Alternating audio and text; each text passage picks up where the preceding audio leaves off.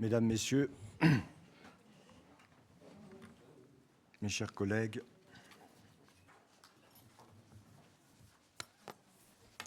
je vous propose d'ouvrir cette séance publique, qui le sera d'ailleurs jusqu'à 19 h.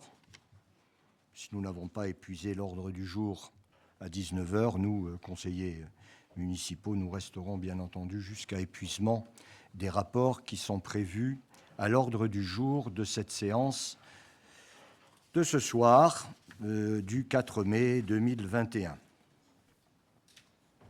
Avant de donner la parole à notre amie Valérie Moni, qui va assurer le secrétariat de séance comme il le fait habituellement, j'ai deux raisons de vous proposer une minute de silence.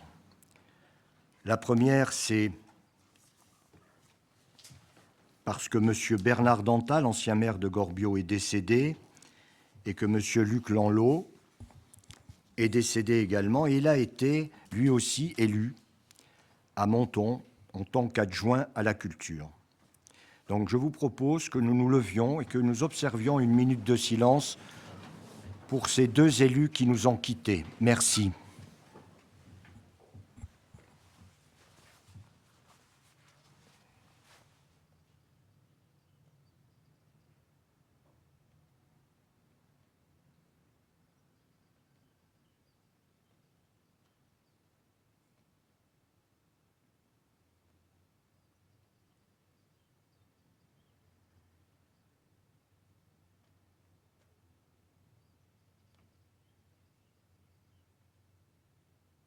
Je vous remercie.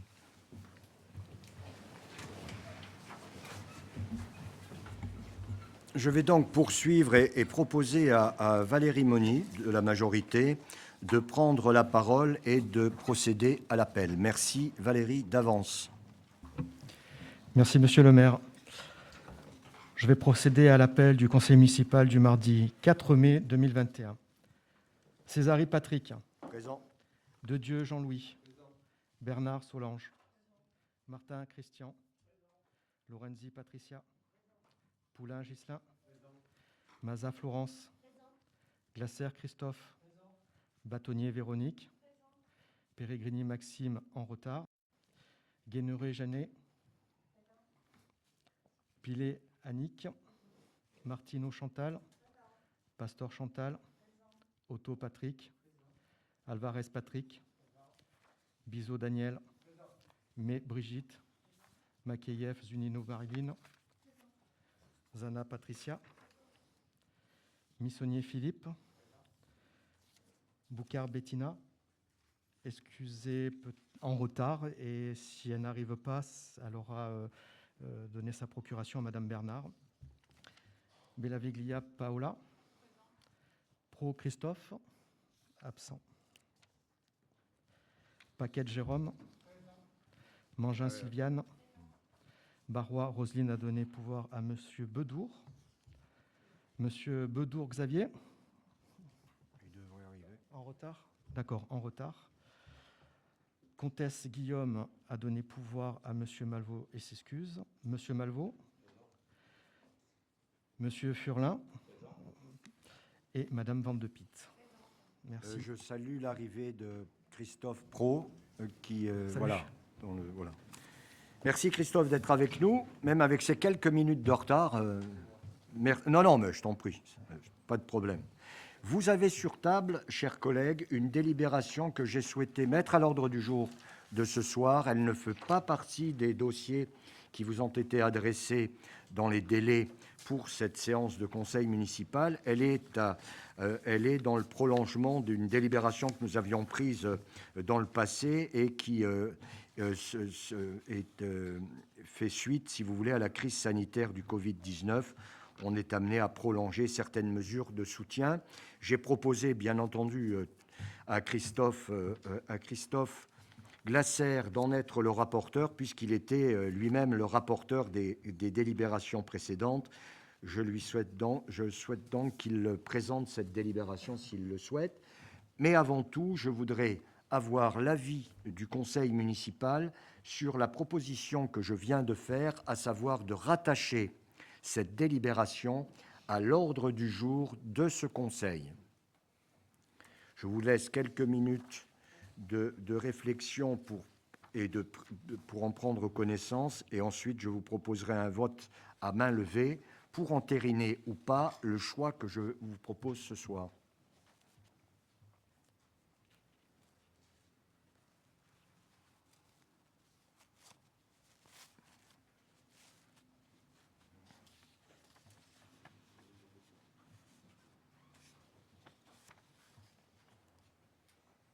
Bien. Qui accepte que cette délibération soit portée à l'ordre du jour? À l'unanimité, mon cher Christophe, tu peux donc proposer cette délibération à l'Assemblée. Merci.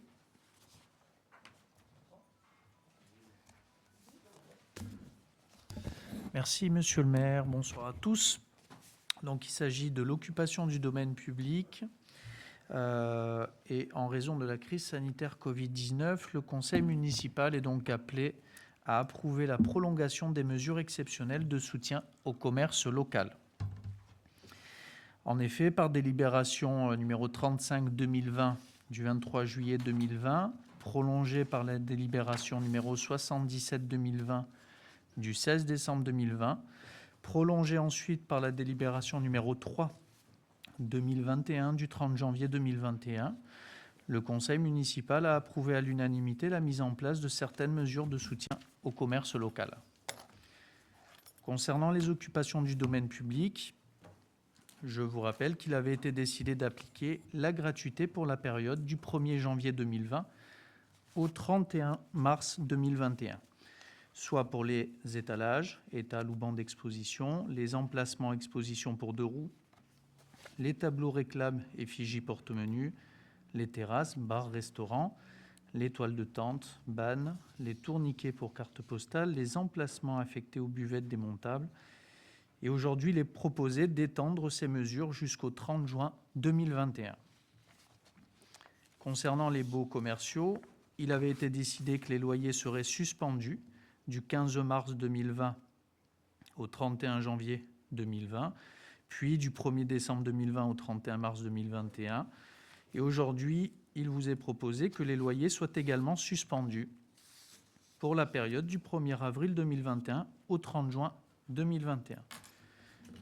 Concernant les redevances de délégation de services publics de restauration de plage, soit le Fanal, le Cocodison, le Soenzara et le Beach, il avait été décidé que la commune renonce à part fixe, donc du 15 mars au 31 juillet 2020 et du 1er décembre 2020 au 31 mars 2021, et puis à l'intégralité de sa part variable pour l'année 2020 et pour les mois de janvier, février et mars 2021. Aujourd'hui, il est proposé que la commune renonce également à la part fixe pour la période du 1er avril au 30 juin 2021, ainsi qu'à sa part variable pour les mois d'avril, mai et juin 2021.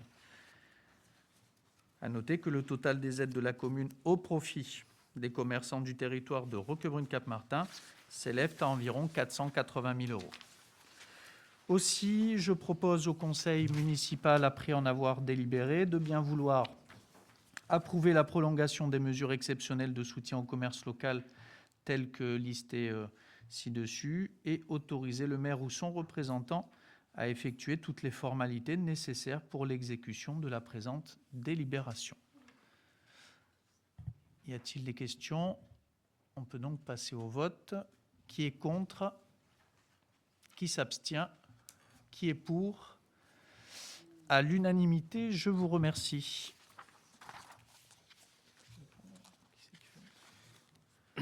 Et je repasse la parole à Monsieur le maire. Je vais effectivement reprendre la parole pour vous proposer un rapport qui modifie le règlement intérieur du conseil municipal. Rappelez au conseil municipal que par délibération du 16 décembre 2020, le conseil municipal a approuvé le règlement intérieur du conseil municipal. Toutefois, l'évolution de certaines règles et la prise en compte d'éléments tirés de la jurisprudence ont conduit à la tenue de réunions de concertation avec les différents groupes du conseil municipal pour actualiser la rédaction de certains articles. Dans ces conditions, le conseil municipal est appelé à se prononcer sur le règlement intérieur modifié qui se substituera à celui voté en décembre, et cela à compter de l'adoption de la présente délibération.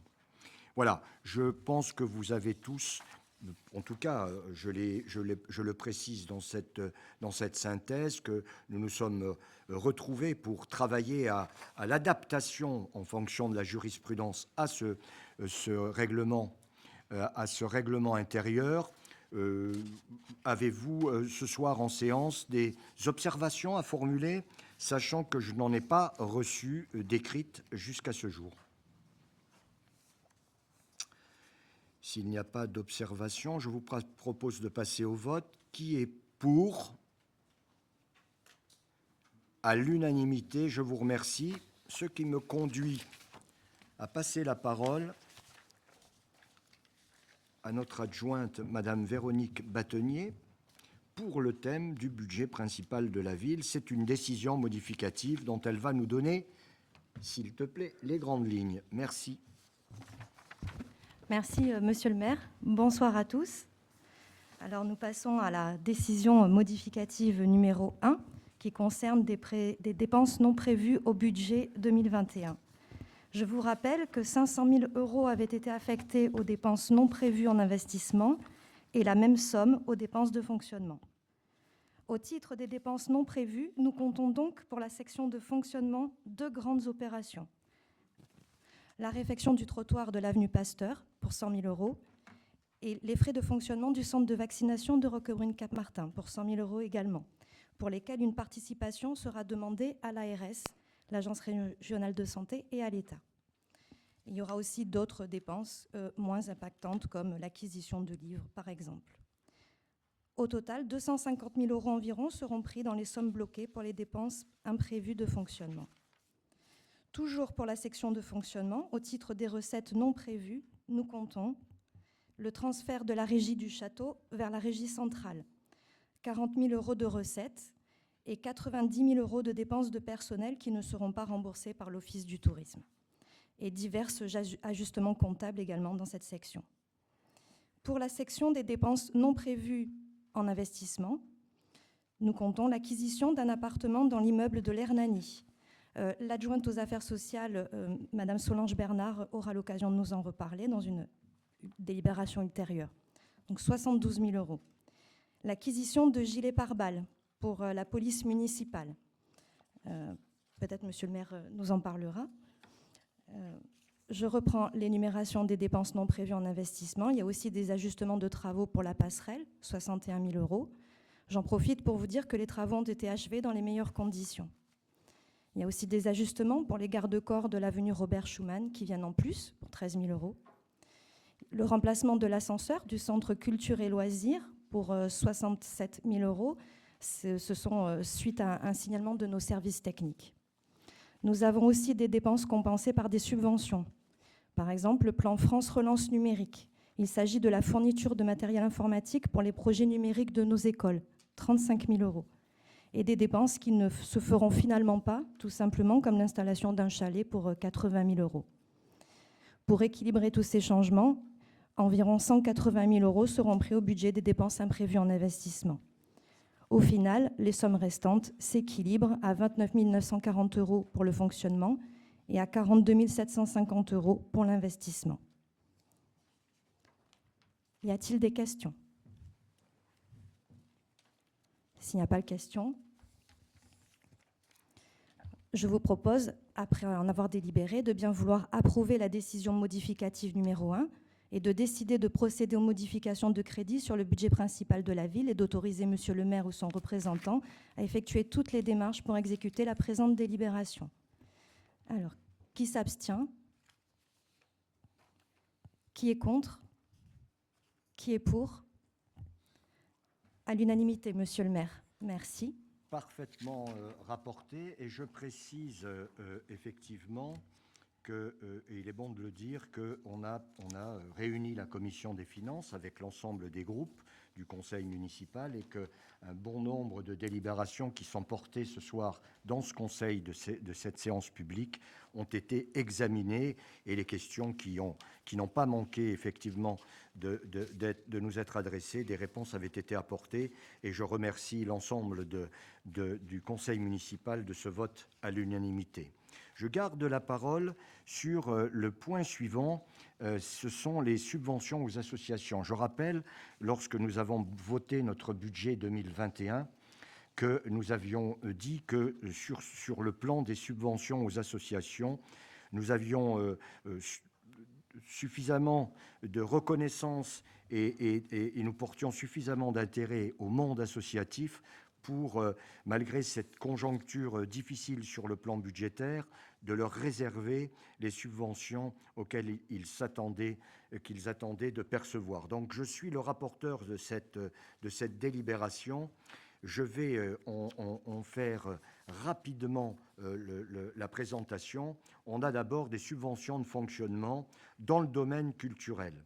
Elles représentent au total 30 050 €. On a une subvention à l'association communale de chasse pour 750 €.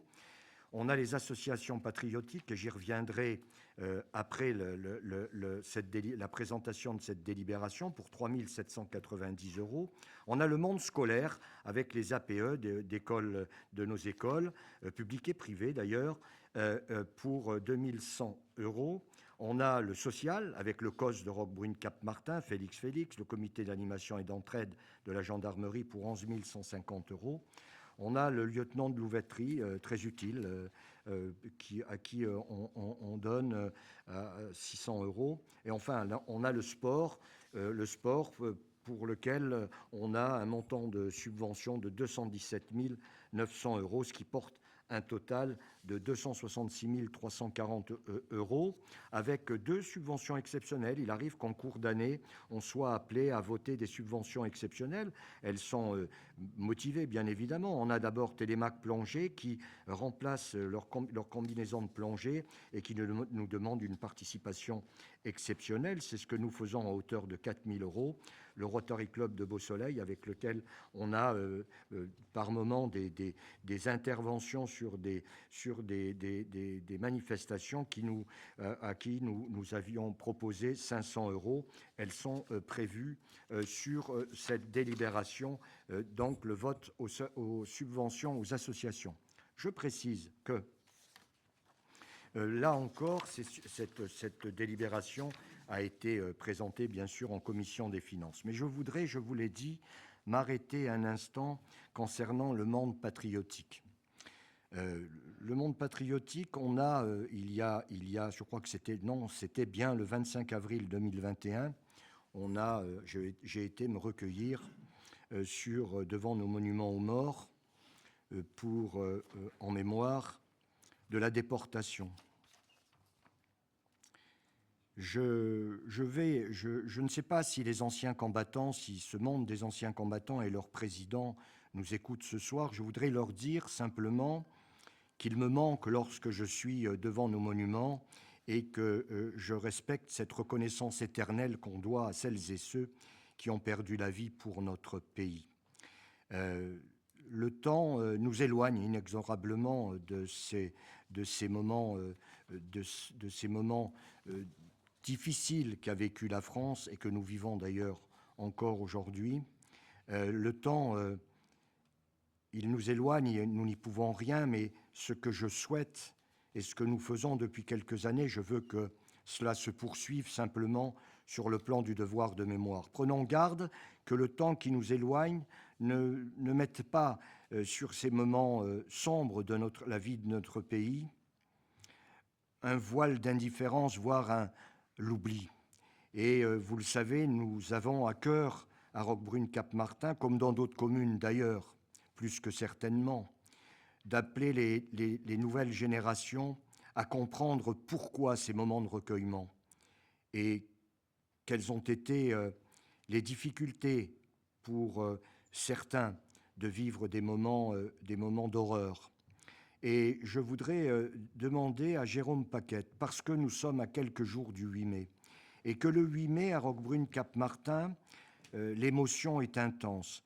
Elle est intense, elle le sera peut-être moins cette année parce que nous ne serons pas, comme les années précédentes, entourés de ces enfants qui, sous la conduite de leur directeur ou de leur professeur d'école, mais Jérôme nous en dira un peu plus, sont à nos côtés et dévoilent leur créativité en nous proposant des dessins et des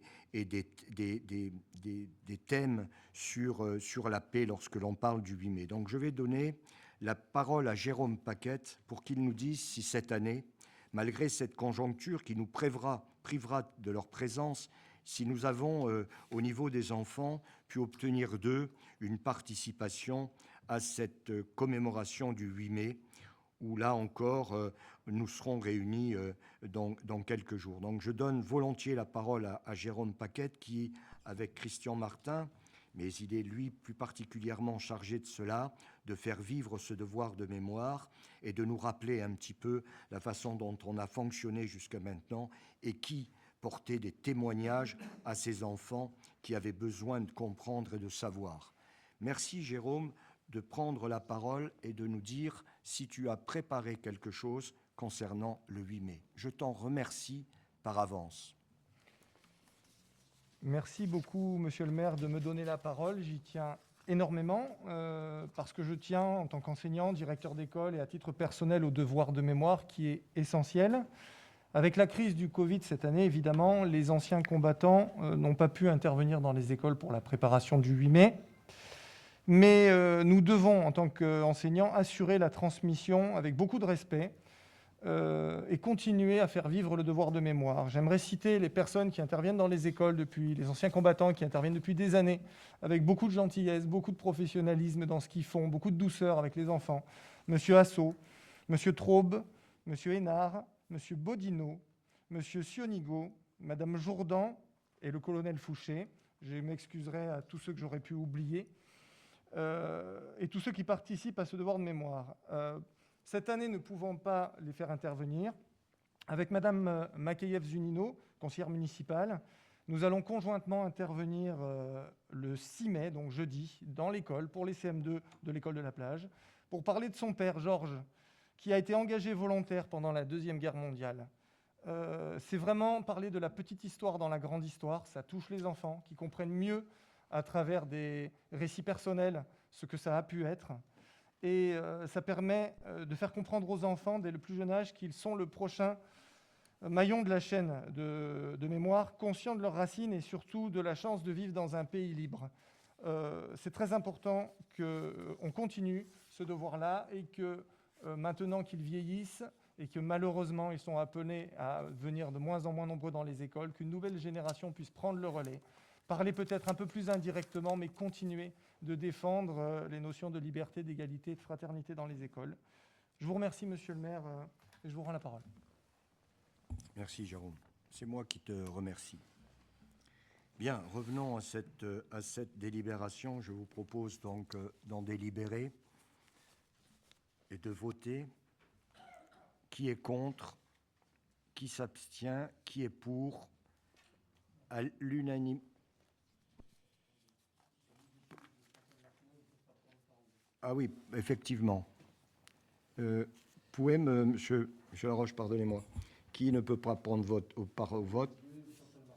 Ah, ok. Donc. Non, pas du tout. Tu ne t'exprimes pas. Voilà, c'est tout. Merci Chantal, merci Jean-Louis. Alors, on va reprendre, si vous le voulez bien, pour que les choses soient bien précises. Ces subventions aux associations, qui est contre? Qui s'abstient? Qui est pour? Je vous remercie de cette unanimité. Je garde la parole.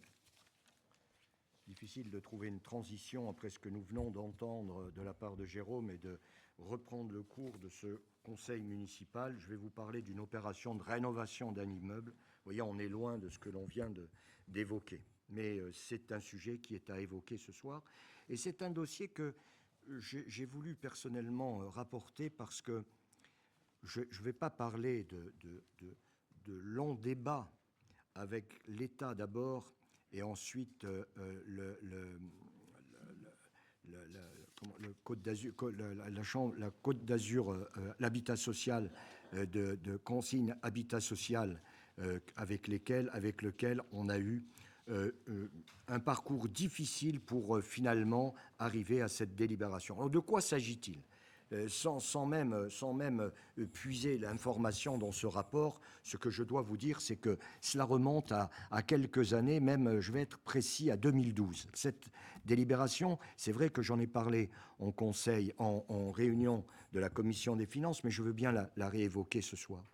2012, c'est une date qui doit parler à chacun d'entre vous, puisque c'est une date où on a vécu la dissolution de la BA, c'est-à-dire de la base aérienne 944. Alors, quel rapport, vous me direz ?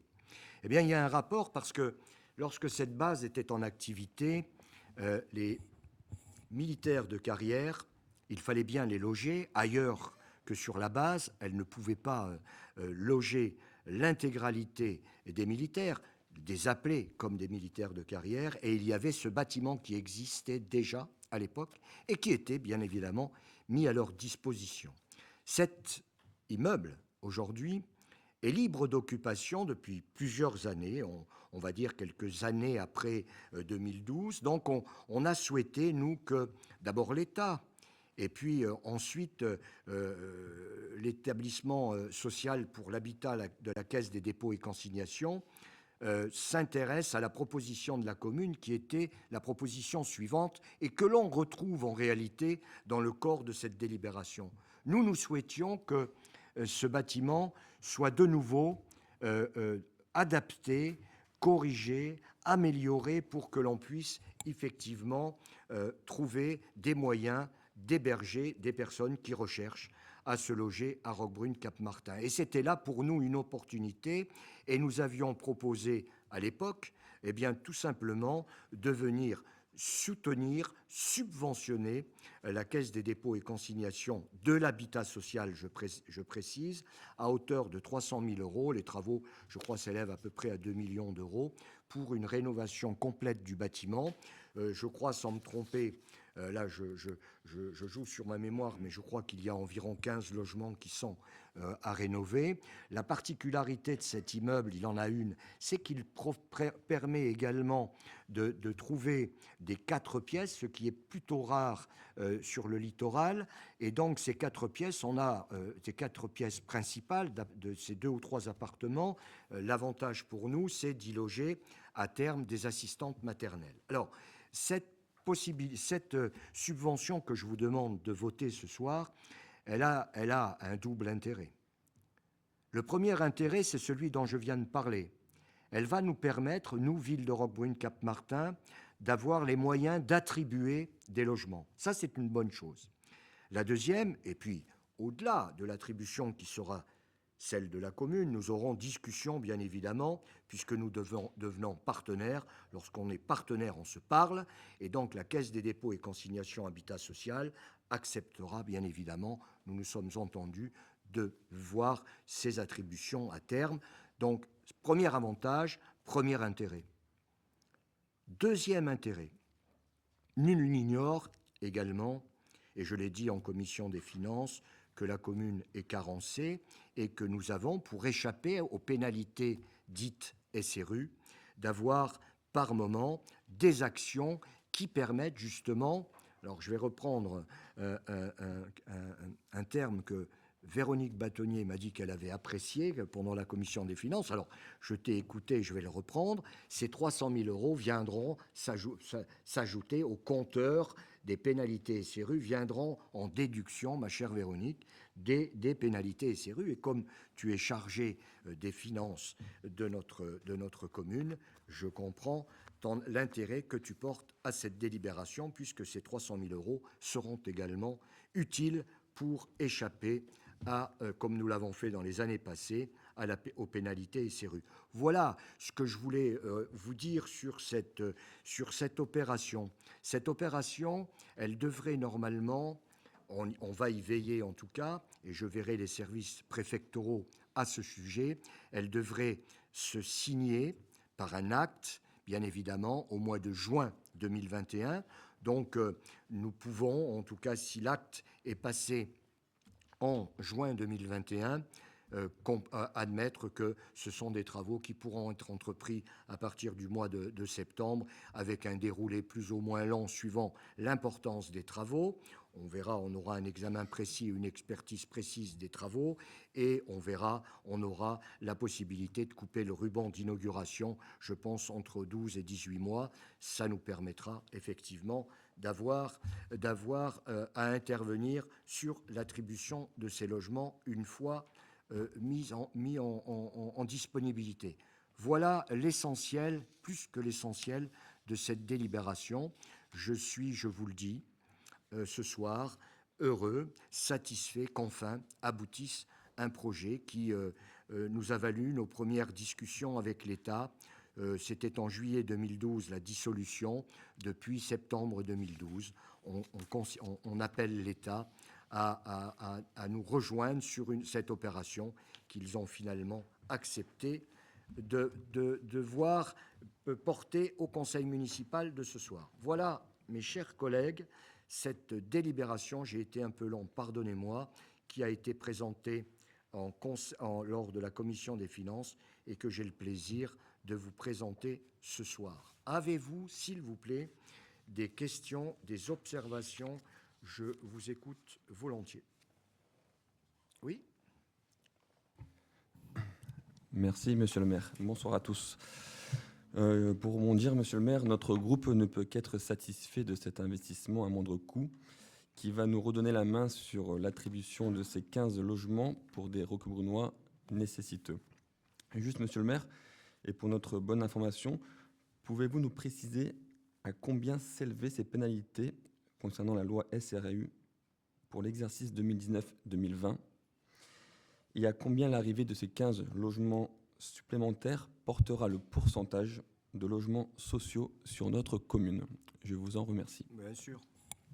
Alors, sur 19 et 20, il n'y a pas eu de pénalité. D'accord ? Alors, pour les pénalités SRU, sachez une chose.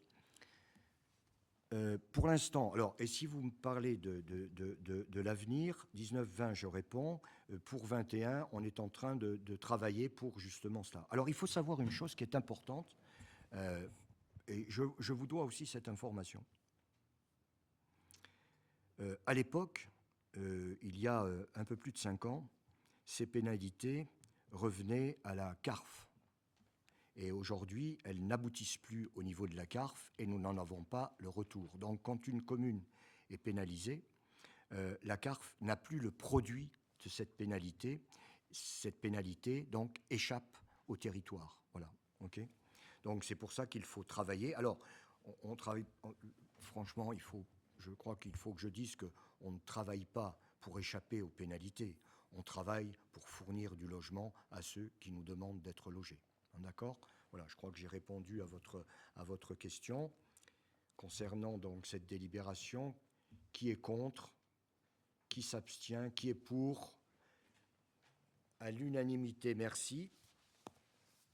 Madame Véronique Bâtonnier, la taxe de séjour et cette obligation de modifier notre délibération qui date d'octobre 2018, la loi nous y engage. Merci Véronique.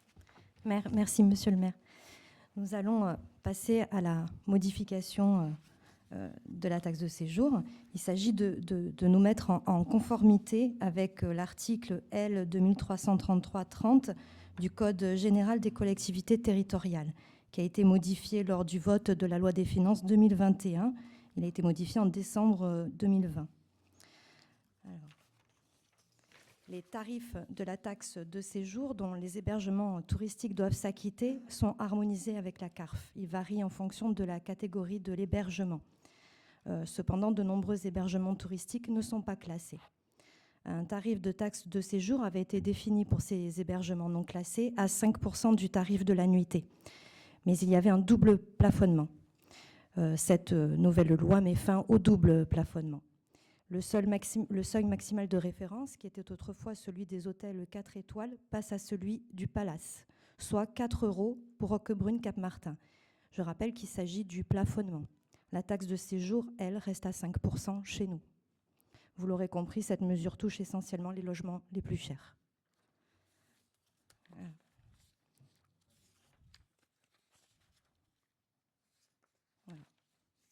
On vote. Alors,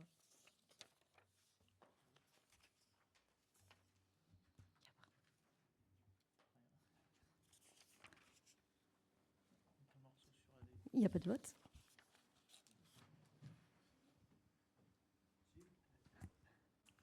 Après en avoir délibéré, je propose de voter et d'autoriser Monsieur le maire à appliquer ce règlement. Y a-t-il des questions? Alors, qui s'abstient? Qui est contre? Qui est pour? À l'unanimité, Monsieur le maire. Merci. Je vous repasse la parole pour les travaux d'aménagement de l'espace Jean Juan auprès du conseil départemental et de la communauté d'agglomération de la Riviera française. Merci.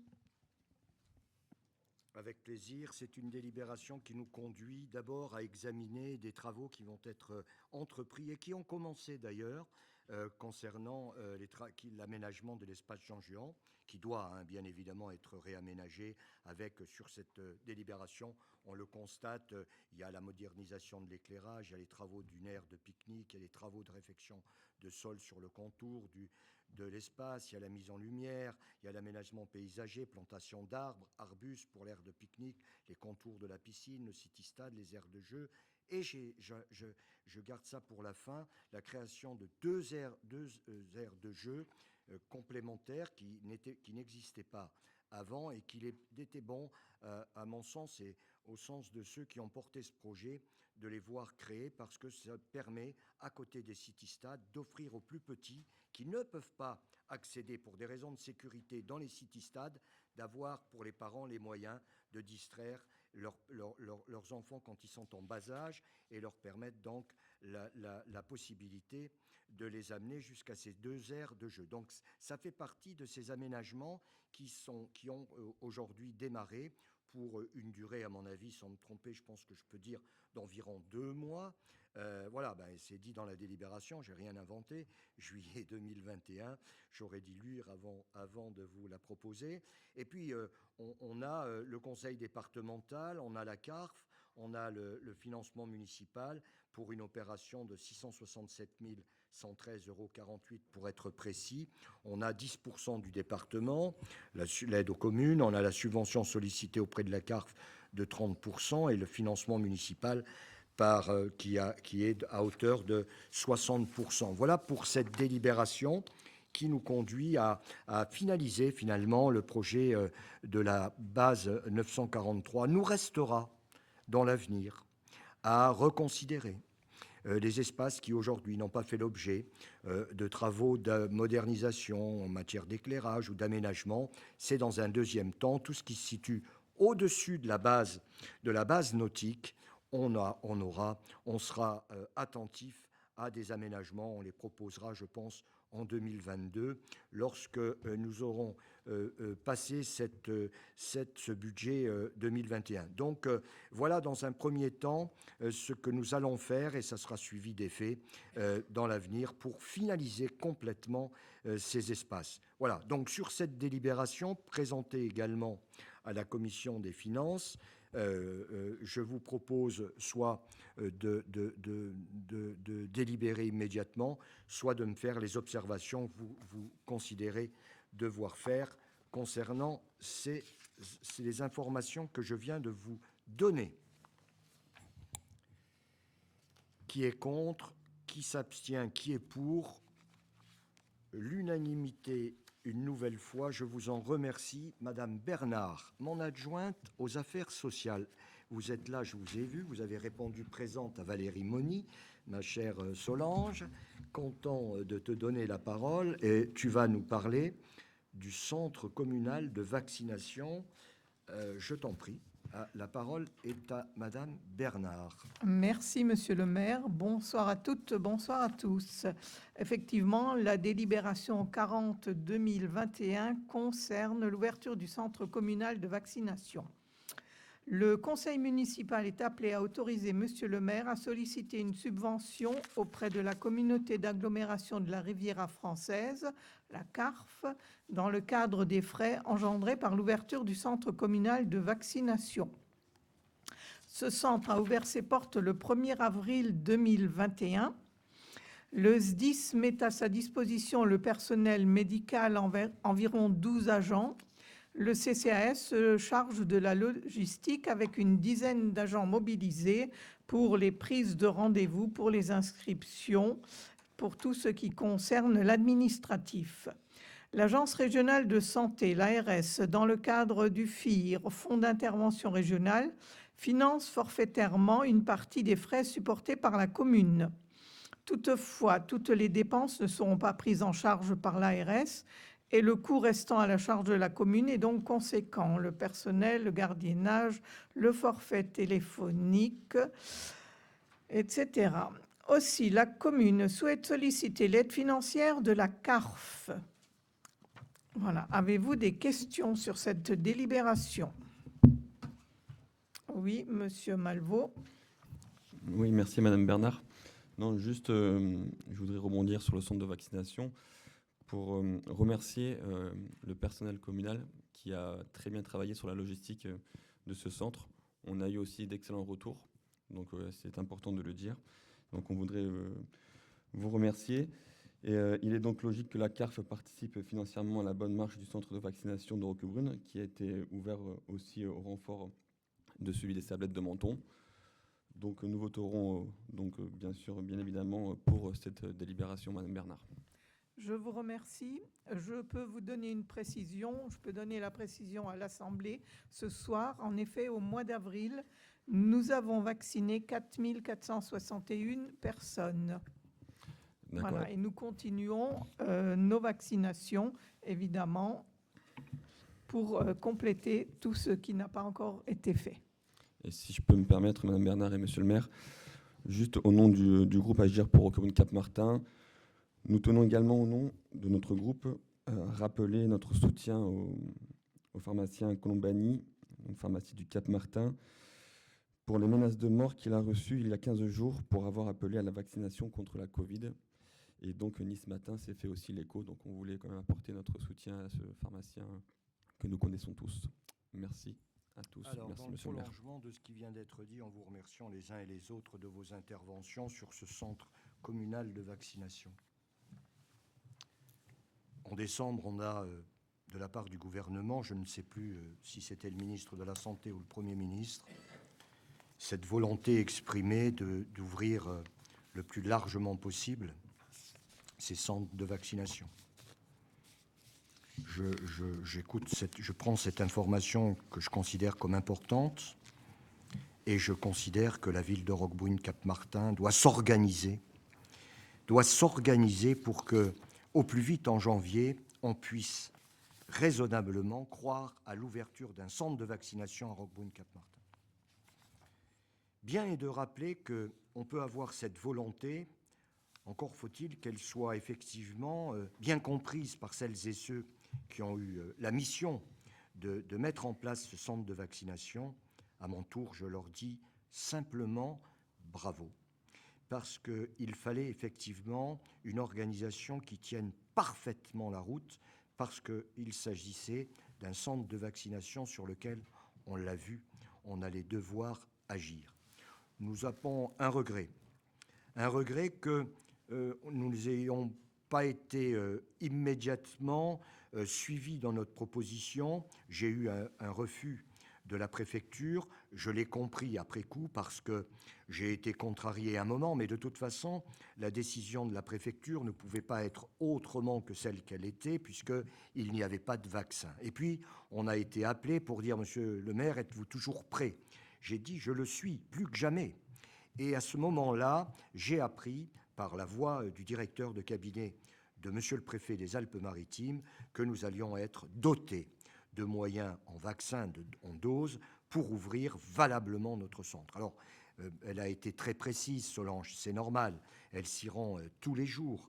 Et moi aussi, je vais faire un petit tour pour voir si tout se passe bien. L'organisation, avec des partenaires comme le SDIS, les infirmiers des pompiers et nos propres services, a été réellement formidable. Ce partenariat et cette entente qui a été mise en place immédiatement avec un respect réciproque des uns et des autres et des missions des uns et des autres ont permis effectivement, et je le ressens moi aussi, à la grande satisfaction de toutes celles et tous ceux qui sont volontaires pour se faire vacciner et qui étaient au départ prioritaires. Maintenant, on sait bien que ces priorités sont dépassées et qu'on a élargi le champ de la vaccination. Donc on voit bien aujourd'hui que nous sommes effectivement un centre communal de vaccination qui fonctionne bien. Je pensais qu'on n'était pas loin effectivement des 5000 vaccinations. Ça nous a été confirmé à l'instant. Et effectivement, j'apprécie de voir que le rythme est d'environ 250 à 300 vaccinations par jour. Cette semaine, c'est le tour pour ceux qui sont déjà vaccinés une première fois d'avoir le deuxième vaccin. Donc, ces 3 ou 4 jours de cette semaine sont consacrés à ces gens-là. Et puis, lundi prochain, nous reprendrons effectivement notre mission de vacciner pour celles et ceux qui le souhaitent. Monsieur Colombani, pharmacien, je lui ai rendu visite personnellement,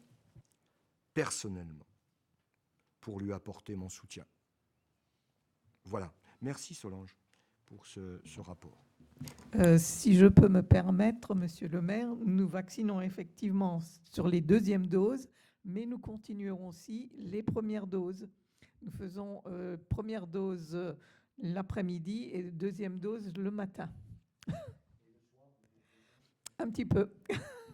Et nous avons un planning important pour les injections pour les semaines à venir. Très bien. Oui, j'ai vu d'ailleurs. Alors, oui, c'est la première fois, et donc je l'ai salué. J'ai vu la personne qui nous livre effectivement les vaccins ce matin.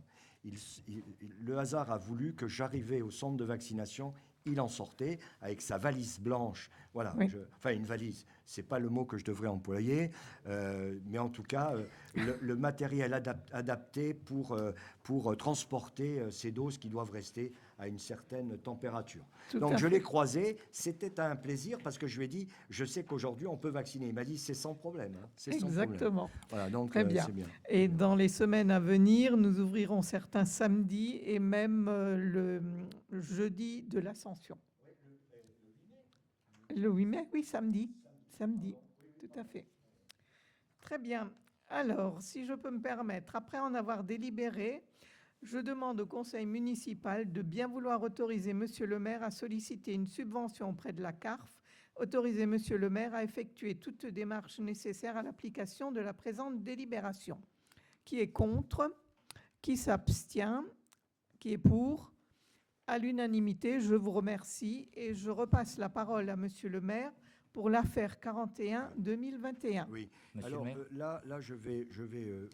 Monsieur le maire. Oui. Je m'excuse. Pardon. Juste. Je m'excuse. Je voudrais juste apporter aussi au nom du groupe Cap-Roca-Brunal mon soutien, à la pharmacie Colombani que j'ai vu cet après-midi. Et j'aimerais aussi féliciter l'organisation remarquable du centre de vaccination que j'ai fréquenté ce matin 2 fois. Voilà, exactement. Et je pense que toutes ces personnes méritent qu'on ait unanimité pour leur présenter, nos félicitations. Un bel encouragement pour tous ces gens qui y travaillent. Merci. Merci. Alors, groupement de commandes, là encore, quelle transition, hein, décidément.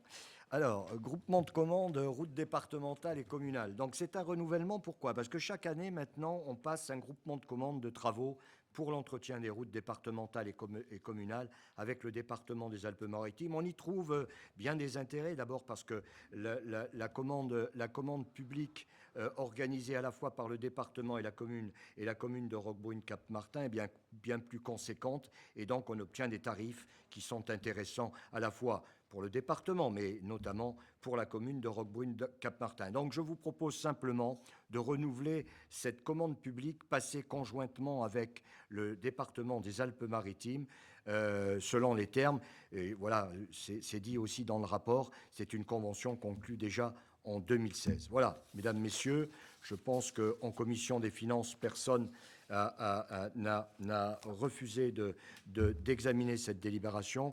Je vous propose de voter. Qui est contre? Qui s'abstient? Qui est pour? L'unanimité, encore une fois, et je vous en remercie, Demande d'avance de frais de réparation. C'est moi, pardonnez-moi de me citer, mais c'est moi qui avais proposé cette délibération lors de la commission des finances.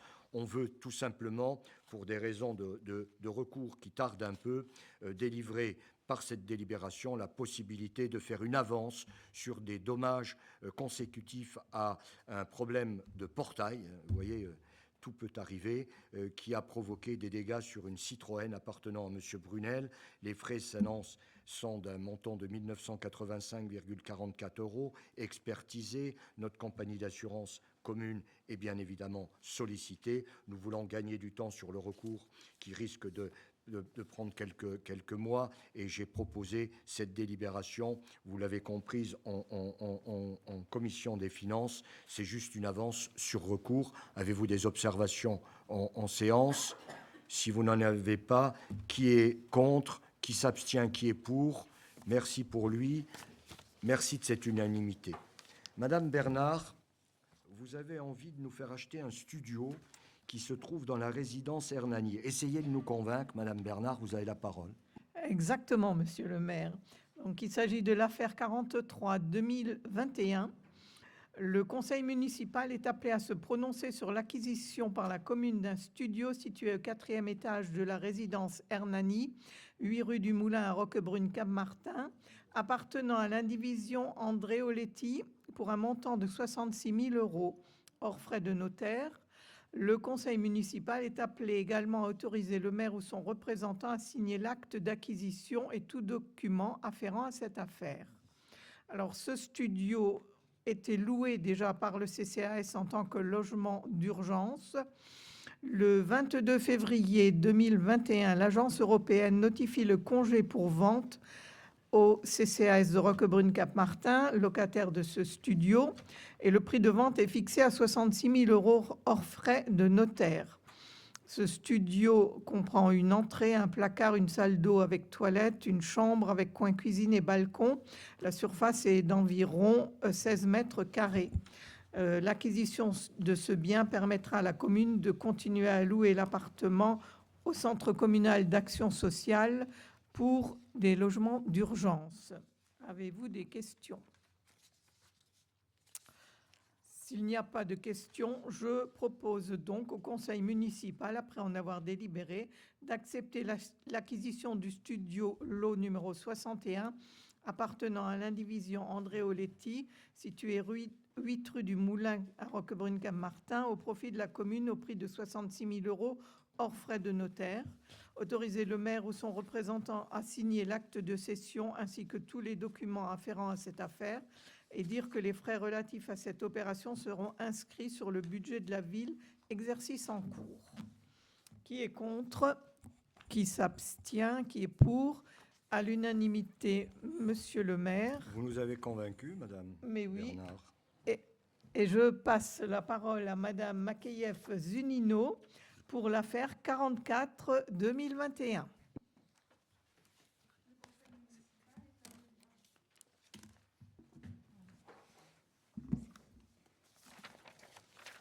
Le conseil municipal est appelé à approuver l'application d'une réduction de 30% sur la tarification annuelle pour les cours collectifs destinés aux enfants de l'école municipale de musique, année scolaire 2020-2021.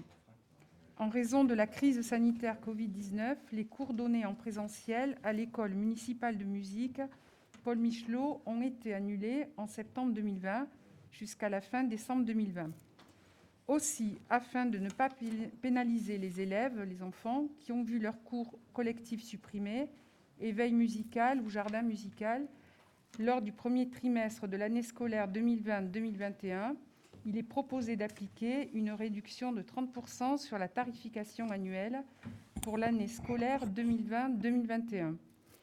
S'il s'agit d'un renouvellement d'inscription et que les élèves étaient déjà inscrits à l'école de musique en 2020, cette réduction se cumule à la réduction de 30% décidée par la délibération numéro 43-2020 du 23 juillet 2020, soit une réduction de 60%. Y a-t-il des questions? Si tu permets, je peux dire un petit mot. Je voulais remercier aussi Je te remercie d'abord de présenter ce dossier, cette délibération. Je voulais remercier les professeurs de musique qui font tout pour maintenir la flamme et la passion qui anime tous ces jeunes, et c'est pas difficile. Les commerçants souffrent, la culture aussi souffre énormément. Vous le voyez, il y a beaucoup d'artistes qui ne peuvent plus se produire sur scène. C'est vraiment très, très, très gênant et très frustrant. Dont les professeurs ont maintenu quand même, soit en présentiel quand ils ont pu, avec toutes les distanciations physiques et tous les moyens demandés par l'État pour se protéger de ce virus. Et ils ont aussi travaillé en vidéoconférence, enfin vidéo ou télétravail, je ne sais pas comment on peut appeler ça.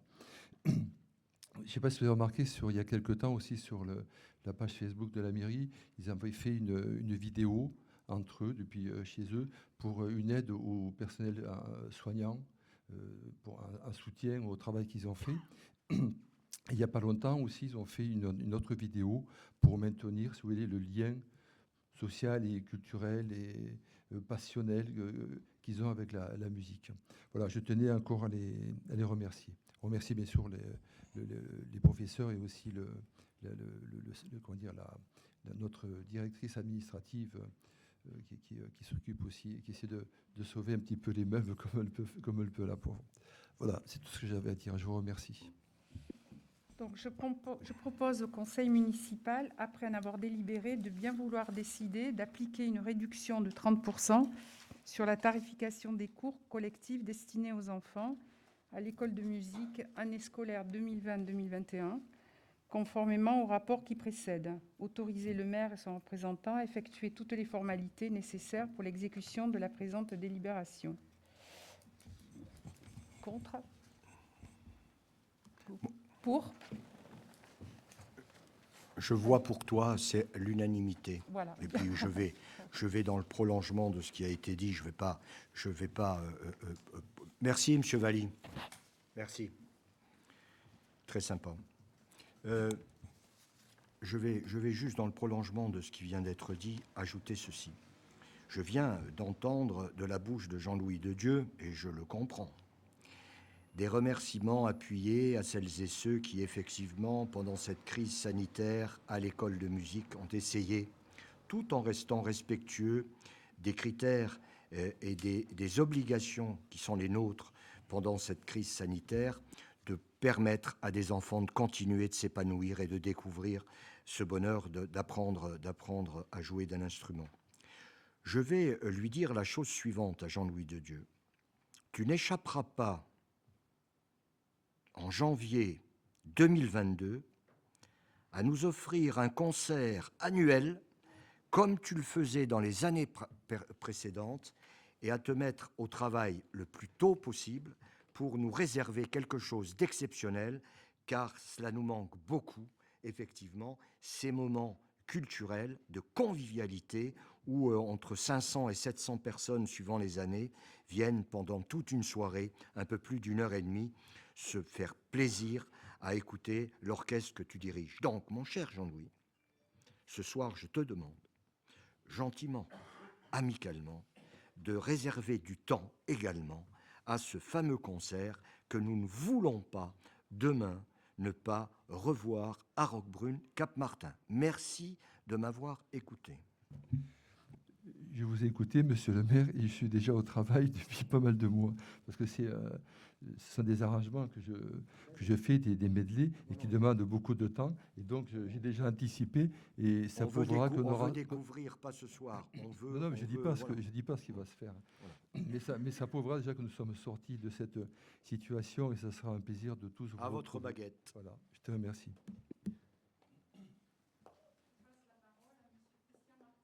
Oui. Merci Marilyn. Bonsoir à tous et à toutes. Délibération 45, 2021. Extension du stationnement payant résident au droit du numéro 14 de l'avenue de la Lodola, immeuble La Petite Nanne, concernant 8 emplacements. Afin de favoriser la rotation des véhicules, le conseil municipal est appelé à se prononcer sur une extension de la zone de stationnement payant avenue de la Lodola. Par délibération numéro 27/2019 du 26 avril 2019, le conseil municipal a accepté la cession gratuite au profit de la commune d'un terrain d'une superficie de 255 mètres carrés correspondant à des trottoirs et des places de stationnement situés au droit de l'immeuble La Petite Nanne. Ce terrain a ensuite été classé dans le domaine public communal. Aujourd'hui, afin de favoriser la rotation des véhicules, il est proposé d'étendre le stationnement payant résident aux 8 places de stationnement situées devant cet immeuble. Je vous propose, après en avoir délibéré, de bien vouloir décider d'étendre la zone de stationnement payant résident à compter du lundi 17 mai 2021 aux 8 places situées au droit de cet immeuble. Autoriser le maire ou son représentant à effectuer toute démarche nécessaire à l'application de la présente délibération. Y a-t-il des questions? Donc, on peut passer au vote. Qui est contre?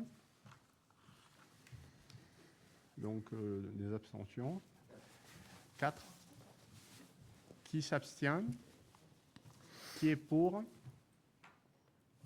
Je vous remercie.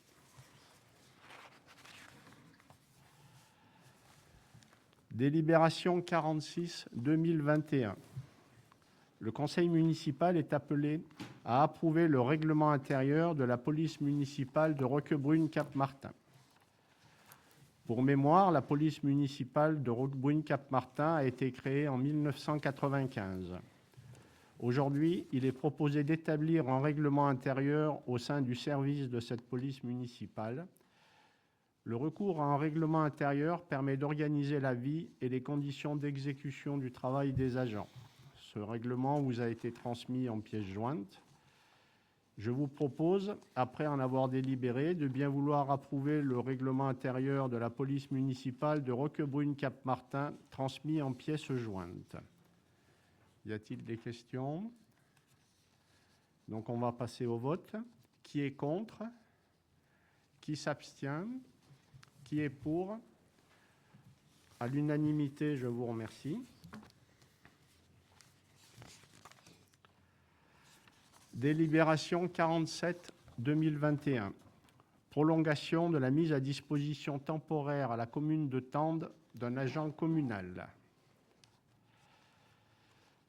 Depuis octobre 2020, à la suite des intempéries de l'automne, la commune de Roquebrune-Cap-Martin met à disposition de la commune de Tende, de façon exceptionnelle à titre gratuit, un agent de police municipale résidant dans cette commune. Monsieur Jean-Pierre Vassallo, maire de Tende, a demandé la prolongation de cette mise à disposition, à titre onéreux, avant la mutation de cet agent de Roquebrune-Cap-Martin vers la commune de Tende. L'agent concerné, monsieur Gilles Leccia, a bien entendu préalablement donné son accord. Cette prolongation de mise à disposition aura lieu du 1er au 30 avril 2021. Comme dans toute mise à disposition habituelle, la commune de Tende remboursera à la commune de Roquebrune-Cap-Martin les salaires et charges versés à cet agent pendant le mois d'avril. Je vous propose, après en avoir délibéré, de bien vouloir autoriser le maire à répondre favorablement à la demande de la commune de Tende et à signer la convention relative à la mise à disposition d'un agent communal, dire que les frais relatifs à cette mise à disposition seront remboursés par la commune de Tende. Avez-vous des questions? On peut passer au vote. Qui est contre? Qui s'abstient? Qui est pour? À l'unanimité, je vous remercie et je repasse la parole à monsieur le maire pour la délibération suivante. Merci Christian.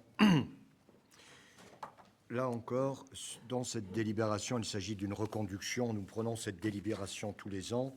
Il s'agit d'autoriser le maire à signer la convention avec le service départemental d'incendie et de secours des Alpes-Maritimes, le SDIS 06, pour la surveillance des plages et de la baignade publique pour la saison estivale 21, pour un montant estimé à 82 613,63 €. Voilà, donc c'est une convention qui existe depuis bien des années et qui amène donc cette action de surveillance du 1er juillet au 31 août 2021 pour cette année, y compris bien entendu, mais c'est indiqué, les samedis et les dimanches. Voilà cette délibération que nous passons avec le SDIS 06, le service départemental d'incendie et de secours. Qui est contre? Qui s'abstient? Qui est pour? L'unanimité. Merci. Jean-Louis Dedieu, le règlement local de publicité. C'est le rapport 49. Merci, monsieur le maire. Après l'auditif, je passe au visuel. On va rester sur l'harmonie des deux sens. Donc, orientation du projet de révision du règlement local de publicité. Le conseil municipal est appelé à prendre acte de la présentation et de la tenue d'un débat en séance sur les orientations générales du règlement local de publicité, RLP, à l'application des dispositions combinées des articles L581-14-1 du Code de l'environnement et L153-12 du Code de l'urbanisme. Pour rappel, par délibération numéro 90-2020 du 16 décembre 2020, le Conseil municipal a adopté à l'unanimité la prescription de la révision du règlement local de publicité sur l'ensemble du territoire communal.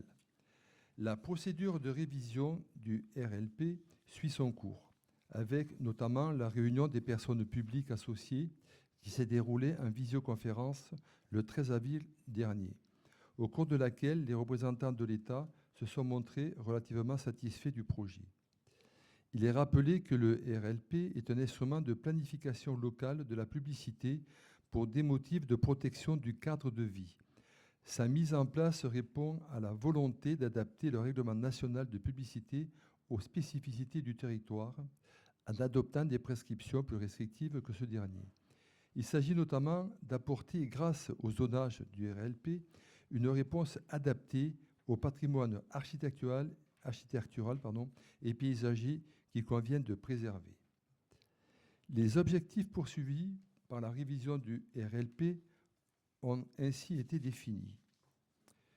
Définir ou redéfinir des zones de publicité restreintes afin de limiter ou supprimer la pollution visuelle aux entrées de la ville, notamment dans le quartier Saint-Roman, dans le centre-ville de Carnolès et le long des départementales qui traversent le territoire de Roquebrune-Cap-Martin. Définir les règles restrictives à la publicité lumineuse afin de limiter son impact au maximum. Mettre en cohérence les zonages et les zones et bâtiments protégés du PLU. Réduire les nuisances visuelles que peuvent constituer certains équipements lorsque des entrées de ville, des quartiers ou des paysages remarquables sont en cause. Prendre en compte et respecter dans ce nouveau document global les orientations de la loi Grenelle. Participer, tout en le respectant, à l'attractivité du bord de mer avec du mobilier urbain. Présentation des orientations du RLP. L'article L581-14-1 du Code de l'environnement prévoit que le RLP est révisé conformément aux procédures la révision des plans locaux d'urbanisme, PLU. Conformément à l'article L153-12 du Code de l'urbanisme, les orientations générales doivent être soumises au débat du conseil municipal au plus tard 2 mois avant l'examen du projet du RLP. Afin de répondre aux objectifs qu'elle avait définis dans le cadre de la révision du RLP, cités ci-avant, la commune de Roquebrune-Cap-Martin, après avoir établi un diagnostic de la situation, joint en annexe, s'est fixé des orientations suivantes.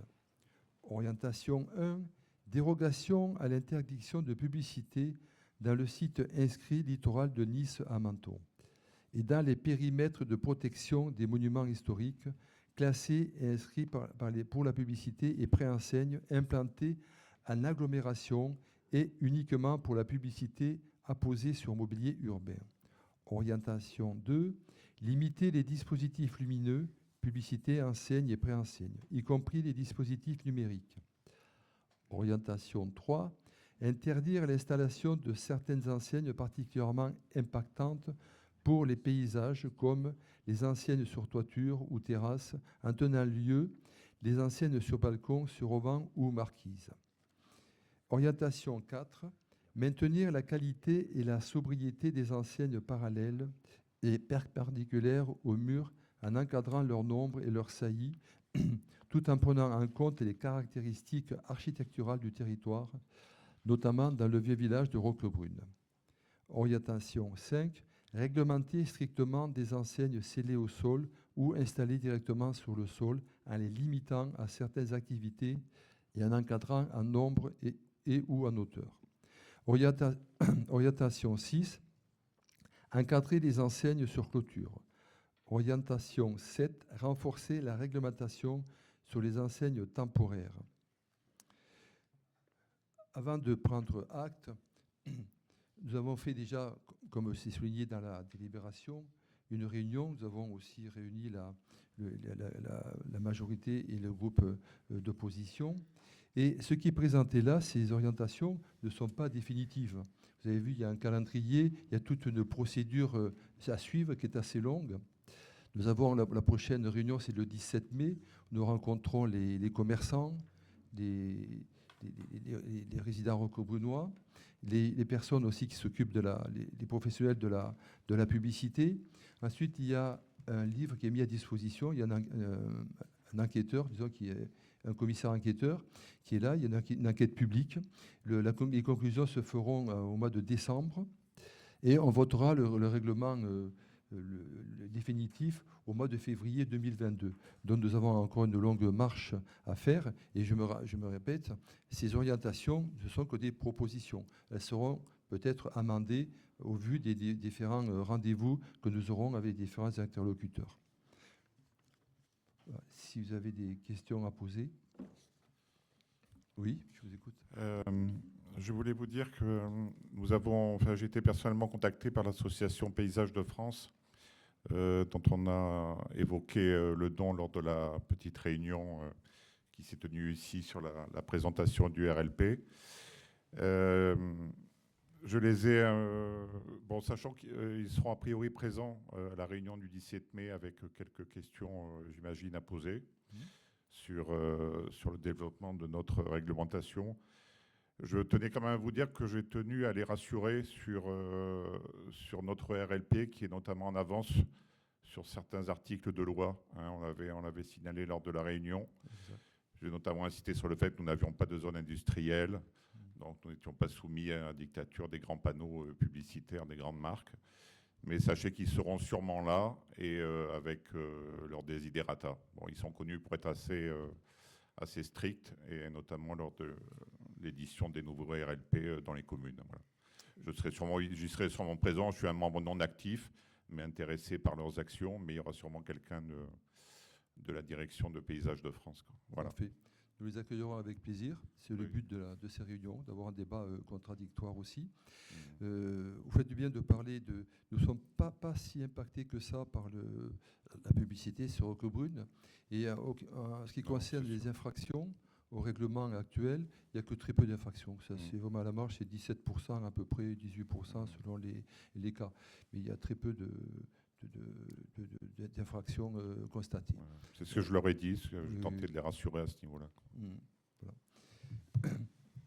Donc nous avions eu une réunion précédente, justement, où il y a M. Marc, l'architecte des bâtiments de France, Mme Reboulot de l'Adréal, M. Penisti de la préfecture, Piazza, il y avait le maire de Peille aussi. Il y avait un représentant aussi de la mairie de Sainte-Agnès, M. Philippi, qui était aussi présent en visioconférence. Et puis, bien sûr, Mme Fauvel, qui est notre AMO. Et c'était un débat très constructif qui nous a permis de revoir un petit peu déjà notre copie avant que je vous la présente lors de notre réunion. Et je pense que d'ici le 22 février, si nous avons le temps, il y aura encore certainement quelques amendements qui seront apportés. Voilà. Mais c'est sur la bonne voie. Je vous remercie. Je ne pense pas qu'il y ait de vote, ou si ce n'est un vote de satisfaction du travail accompli. Non, c'est bon. C'est simplement prendre acte. C'est bon. Voilà, dommage. Je vous remercie. Et je passe la parole à Daniel Bissot. Ah, simplement, oui. Quand même, pour être encore précis, il y a, comme je vois que Daniel est là, il y a 2 zones qui ont été retenues, une zone 1 et une zone 2. C'est la palissade. La zone 1, je crois que c'est le village et le Cap Martin qui sont très protégés. Et les zones 2, c'est tout ce qui est resté urbain. Voilà. Donc maintenant, je te passe la parole, Daniel. Merci Jean-Louis. Bonsoir à tous, bonsoir à toutes. Cette délibération 50-2021 qui me tient à cœur concerne la réfection des façades des bâtiments de l'ancienne prison du village et de l'ancienne chapelle des Pénitents Blancs. Remplacement des 2 fenêtres de la chapelle Notre-Dame de Bon Voyage, déclaration préalable, demande de subvention. En effet, le conseil municipal est appelé à autoriser Monsieur le maire à déposer le dossier de demande de déclaration préalable lié au ravalement des façades de l'ancienne prison du village, place Capitaine Vincent, et de l'ancienne chapelle des Pénitents Blancs, ainsi que le remplacement des 2 fenêtres de la chapelle Notre-Dame de Bon Voyage, comme je disais. Le conseil municipal est également appelé à autoriser Monsieur le maire à solliciter des subventions auprès de la Fondation du patrimoine et de la communauté d'agglomération de la Riviera française, la CARF. Ainsi, la commune de Roquebrune-Camartin est propriétaire de 3 bâtiments cités en objet, situés respectivement aux adresses suivantes: l'ancienne prison du village, place Capitaine Vincent, l'ancienne chapelle des Pénitents Blancs, rue Grimaldi, la chapelle Notre-Dame de Bon Voyage, avenue Notre-Dame de Bon Voyage. Aussi, afin d'embellir, de valoriser et d'entretenir son patrimoine culturel bâti et compte tenu de l'état de vétusté de ces bâtiments, la commune souhaite procéder au ravalement des façades des 2 premiers cités, ainsi qu'au ravalement des 2 fenêtres, des remplacements des 2 fenêtres de la chapelle Notre-Dame de Bon Voyage. L'ensemble de cette opération est estimé à environ 100 000 euros TTC, soit 83 333 euros hors taxes. Aussi, dans le cadre de cette opération, la commune souhaite solliciter l'aide de la Fondation du patrimoine et de la CARF. Le plan de financement s'établit comme suit. Subvention sollicitée auprès de la Fondation du patrimoine, qui représente 20%, soit 16 666 euros hors taxes. Subvention sollicitée auprès de la CARF, qui représente 30%, 25 000 euros hors taxes. Financement conseil municipal, 50%, 41 667 euros hors taxes. Et le coût total hors taxes estimé de l'opération est donc, comme je disais, 83 333 euros. En cas de modification de la part contributive d'un partenaire, un ajustement des répartitions budgétaires financières sera envisagé. Donc, après en avoir délibéré, s'il y a peut-être des questions, autoriser Monsieur le maire à déposer le dossier de demande de déclaration préalable lié au ravalement des façades et au remplacement des 2 fenêtres des biens immobiliers cités ci-dessus, ainsi que tout document utile à son exécution. Dire que la dépense est inscrite au budget de l'exercice en cours. Autoriser Monsieur le maire à solliciter des subventions auprès de la Fondation du patrimoine et de la commune d'agglomération de la Riviera française, conformément au plan de financement ci-dessus. Voilà. On peut passer au vote. Y a-t-il des votes contre? Des abstentions? Qui est pour? Je vous remercie infiniment. Et je donne la parole à mon ami Monsieur Ghislain Poulin. Merci Daniel. Délibération 51-2021. Ravalement de la façade du gymnase et du stade des Cases, chemin du Vallonnet. Le conseil municipal est appelé à autoriser Monsieur le maire à déposer le dossier de demande de déclaration préalable lié au ravalement de la façade du gymnase et stade des Cases, 6 chemin du Vallonnet. La commune de Roquebrune-Cap-Martin est propriétaire des bâtiments situés chemin du Vallonnet sur les parcelles AL 339 et AL 407. Aussi, dans un souci d'esthétisme, d'entretien et de valorisation de son patrimoine bâti, la commune souhaite procéder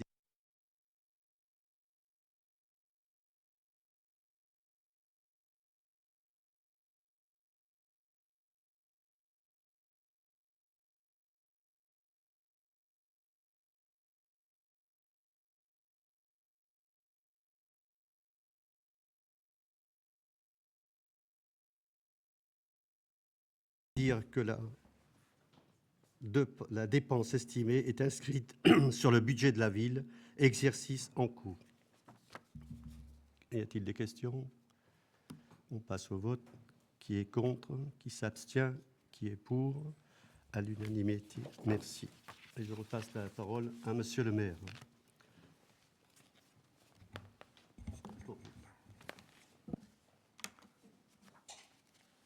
Merci. Nous allons aborder un dossier qui nous conduit une nouvelle fois vers le centre d'action sociale. Avant de vous présenter cette création d'un conseil local de sécurité, de la prévention et de la délinquance, je voudrais rappeler que le 8 mars 2021, avec là encore le centre d'action sociale, nous avons créé et porté un groupe de travail partenarial pour la coordination de la prise en charge des victimes de violences conjugales. On abordait dans ce jour-là la lutte contre les violences faites aux femmes et j'ajoute et aux enfants. Il y a, concernant cette action qui est aujourd'hui actée depuis le 8 mars, il y a un diagnostic de territoire pour identifier les problématiques rencontrées par l'ensemble des acteurs concernés par la lutte contre les violences conjugales et la prise en charge des victimes.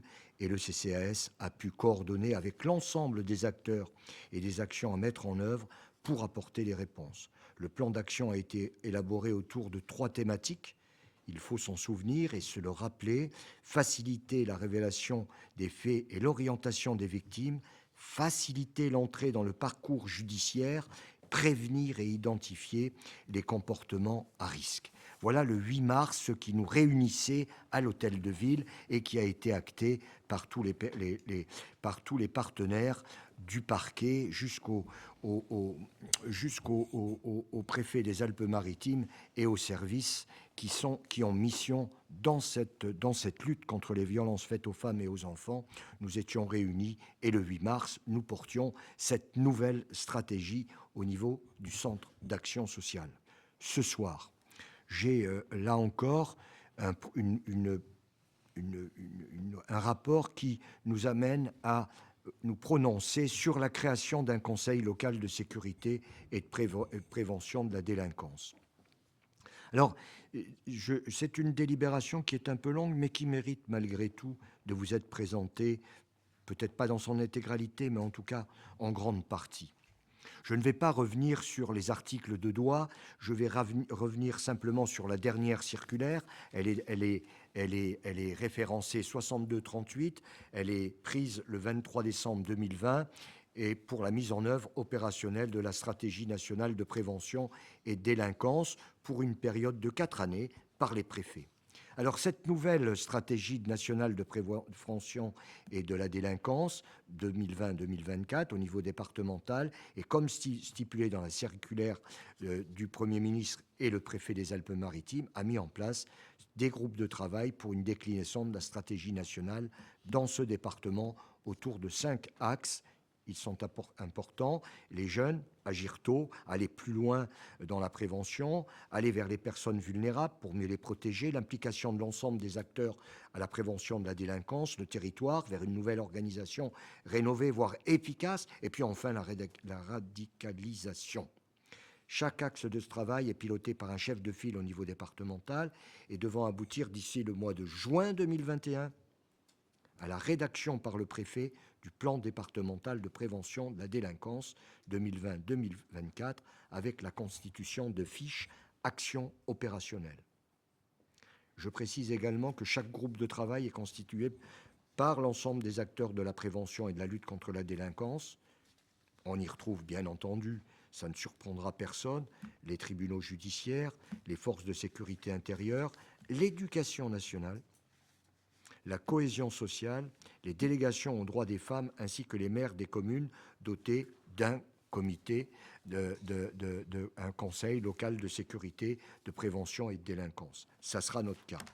La mise en œuvre opérationnelle de cette stratégie doit être également l'occasion pour les préfets de mobiliser les instances locales de pilotage de la politique de la prévention de la délinquance, en particulier donc, dans ces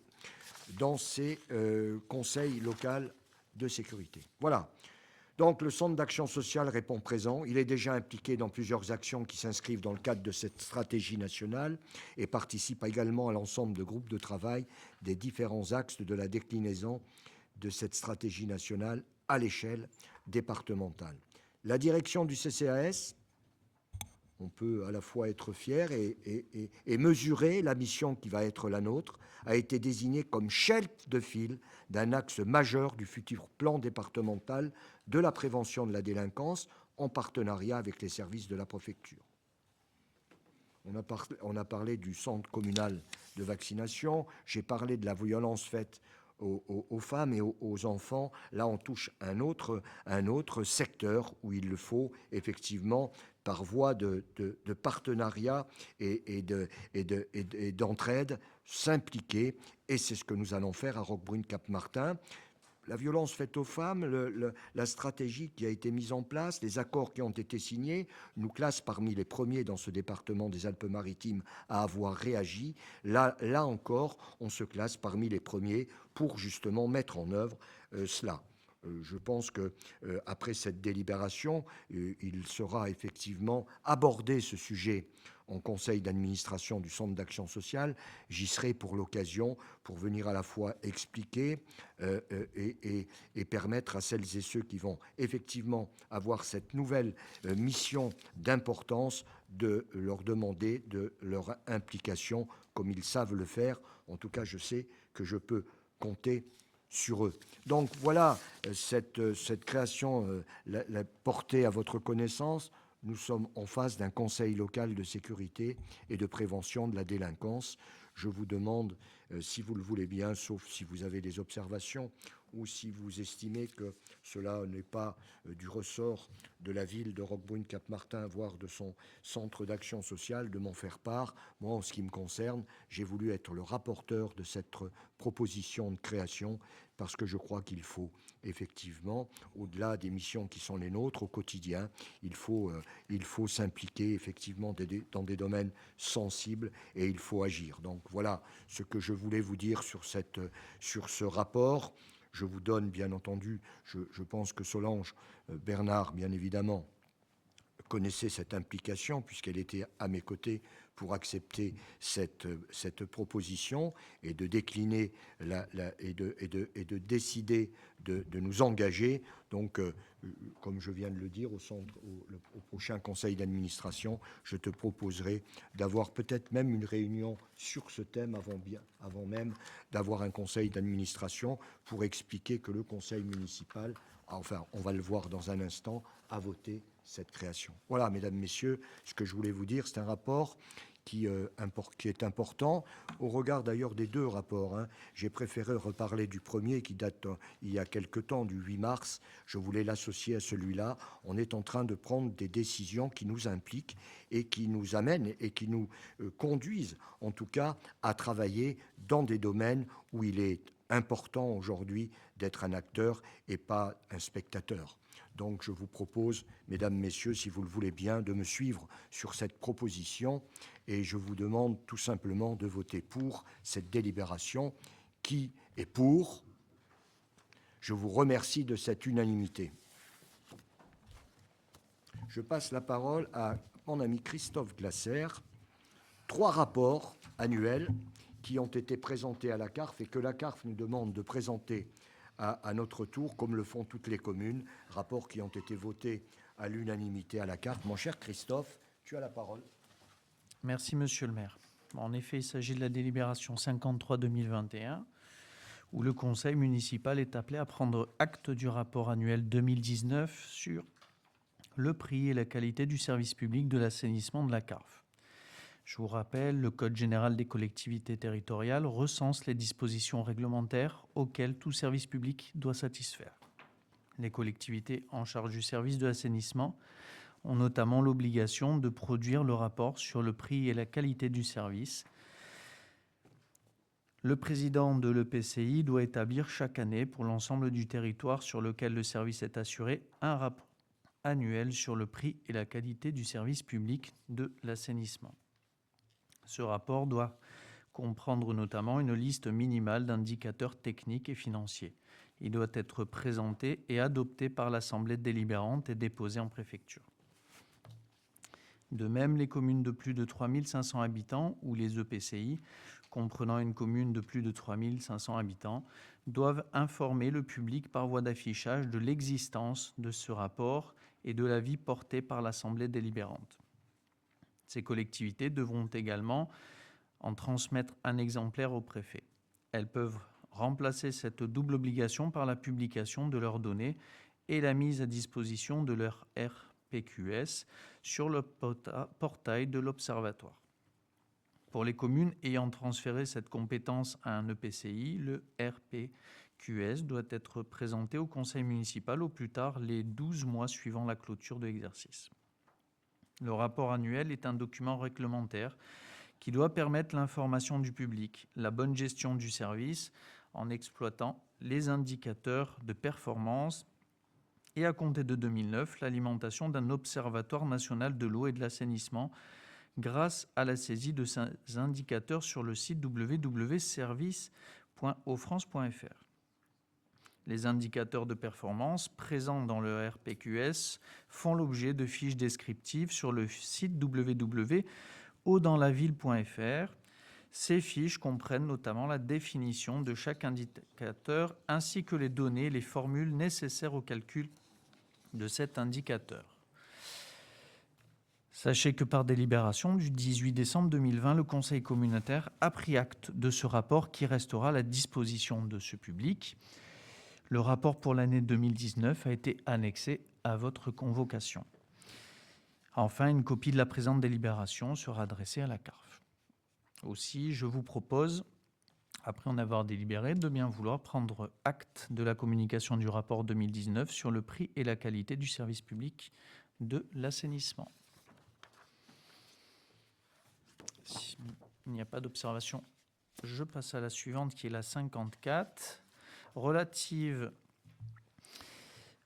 au rapport annuel 2019 sur le prix et la qualité du service public de l'eau potable de la CARF. Je vais vous épargner la lecture d'un texte qui est analogue au précédent. Et si vous en êtes d'accord, je vous propose, après en avoir délibéré, de bien vouloir prendre acte de la communication du rapport 2019 sur le prix et la qualité du service public de l'eau potable qui vous a été transmis avec votre convocation. Il n'y a pas. Merci beaucoup. Et la suivante, la 55, qui diffère légèrement. Celle-ci, elle est relative au rapport annuel 2019 sur le prix et la qualité du service public d'élimination des déchets. Conformément aux dispositions définies à l'article 22-24-5 du Code général des collectivités territoriales ainsi qu'au décret d'application numéro 2404 du 11 mai 2000, chaque président d'établissement public de coopération intercommunale doit présenter un rapport annuel sur le prix et la qualité du service public d'élimination des déchets ménagers qui est transmis à chaque commune. La compétence traitement des déchets a été transférée à la communauté d'agglomération de la Riviera française, la CARF, depuis le 1er janvier 2002 et la compétence collecte depuis le 1er janvier 2003. Le rapport pour l'année 2019 a été annexé à la convocation et est disponible à la CARF. Il est également disponible et possible de le consulter sur le site internet de la communauté d'agglomération. Par délibération, sachez que le 18 décembre 2020, le Conseil communautaire a pris acte de ce rapport qui restera à la disposition du public. Enfin, une copie de la présente délibération sera adressée à la CARF. Aussi, je vous propose, après en avoir délibéré, de bien vouloir prendre acte de la communication du rapport annuel sur le prix et la qualité du service public d'élimination des déchets pour l'année 2019. Merci à tous et je repasse la parole à Monsieur le maire pour le thème adoption des procès-verbaux des séances des conseils municipaux des 30 janvier et 20 février 2021. Eh bien, je n'ai même pas besoin de rapporter ces rapports puisque ça vient d'être fait. Je vous demande simplement de me donner acte de l'adoption du procès-verbal qui était joint et du compte-rendu des comptes-rendus des conseils municipaux précédents. Voilà, je n'ai pas eu d'observation écrite à ce jour. Avez-vous des observations à formuler en séance? Il n'y en a pas. Eh bien, merci de me donner acte de cette information.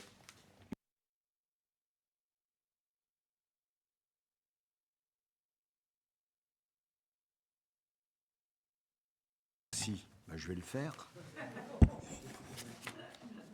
Non, mais on sourit, mais non, j'ai bien apprécié parce que ce conseil municipal qui a suivi une commission des finances pendant laquelle on a abordé certains sujets, on a répondu à des questions légitimes de la part de la majorité, voire de l'opposition. Ce soir, c'est un conseil municipal fourni et je vous remercie de votre participation avec une particularité, mais chacun l'a compris. C'est d'ailleurs pour ça que j'ai salué le départ de 2 personnes qui étaient dans le public.